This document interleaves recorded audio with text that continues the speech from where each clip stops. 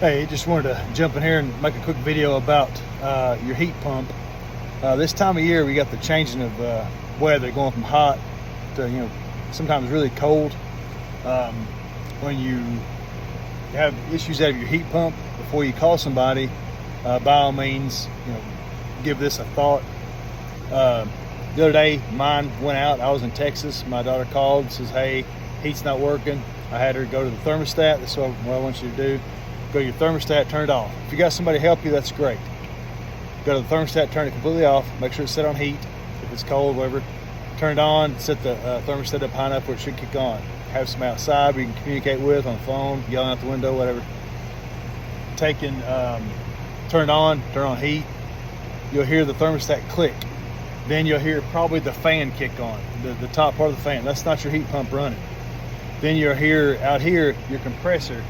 If you can listen real close, you hear like a humming sound. That's the compressor. That's a little piston in there, giving it one of these, compressing the Freon to make it basically pull the cold out of your house. That's what the fan is releasing the cold outside and leaving the heat, exchanging that for heat in your house.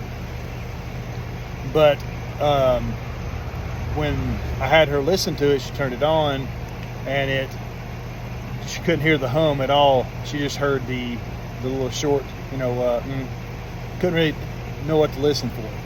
But what you listen for is you hear the fan, and then you hear like a little short hum. That means your compressor is trying to kick on. Sometimes it's your compressor locked up. Most of the time, probably 9 out of 10 times, it's not your compressor locked up. It is your capacitor, which is this. This one here looks brand new, like I just pulled it off the shelf. That's from 2014 when I bought the unit. They're made different. This one has 3 things on top. One's a common, one's for the fan. This here's for the fan. It's only got one on it.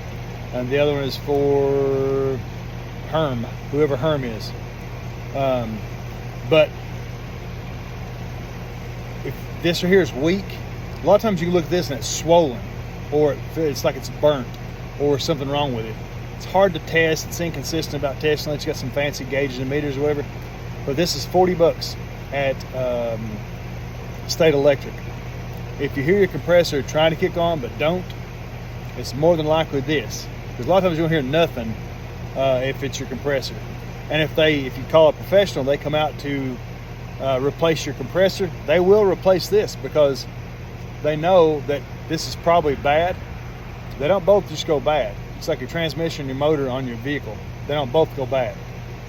But if they can replace your compressor, they'll put a new one of these on, charge you probably $75 plus labor to do so, because they know your old one's probably not going to start your new one.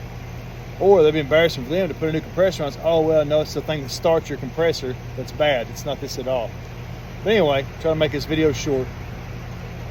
But it's really, really easy. These are like super batteries, and they are not really dangerous at all, but if you got any little sense about it.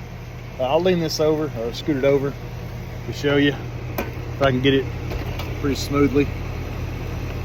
Okay, it's right there. The one I've got is like an oval looking thing. It don't really matter. As long as all the numbers on the side match up. There's 3 wires on it. You essentially have the green one, which goes to I think green's the fan. But you just like your spark plugs. You pull off one, stick it on. It says on it, I don't know if you can read it or not on there. One says fan, one says Herm, one says C, which is the common or whatever. So you just pull off one, stick the other one back on, and you get it replaced. This one's oval, this one's round. But as soon as I plugged it up, when the house turned it on, it fixed it. Just like I said, pull off one. You don't have to pull off one at a time, but I always use I probably needle those pliers and wiggle it up and out because you don't want to touch everything else. Just pull one off. I had mine hanging down here into the bottom here. Put the other one on, It didn't really fit in the bracket, so I had to shove some cardboard in just that way it don't vibrate and fall out. Because the little bracket thing made for it don't really work that great for it. But this will fix, I'd say 90% of all compressors. And it's only, that's Freya being mean. It's got 2 screws. It's on the side of your thing. This is a Goodman. It's only, like I said, 2 screws. It pulls the side off this here. There's also this little control board. It could be on those. you know, unrelated to my problem, sometimes you'll see these as burnt spots. They'll burn. You can get these, I think like 50, 60 bucks on Amazon. It takes like 2 days to get it to you. If you look at here, this, if you change this out and it's good, this looks like it's burnt, you take a chance, change it. Unless it's like 5 degrees and you have to call somebody, then fine.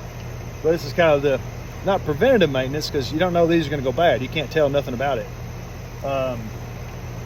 But it's a couple of quick things. You know, if it's not working, spend the 40 bucks. You're welcome. If you're local, you can call me. I'll be glad to walk you through, you know, doing it. But if you're not, you just watch this on YouTube or TikTok. It's just a quick way of try to save yourself a bunch of money, because it'll cost you minimum $200 for somebody to come out and change one of these out. They'll charge you $75 for the capacitor, and just kicked off, which makes it easier to hear, I hope. Hope you heard the rest of it. I didn't think about that crap. But they'll charge you at least $200, a trip fee, and 1 hour labor just to change that out, if they do the honest thing and change that out, and not just try to hit you up for a new compressor or a new unit. So, oh, this is old. Like mine's 11 years old. Now it still works great. Just that's the first time I've had to do anything to it. So, but anyway, I hope this helps somebody. Thanks.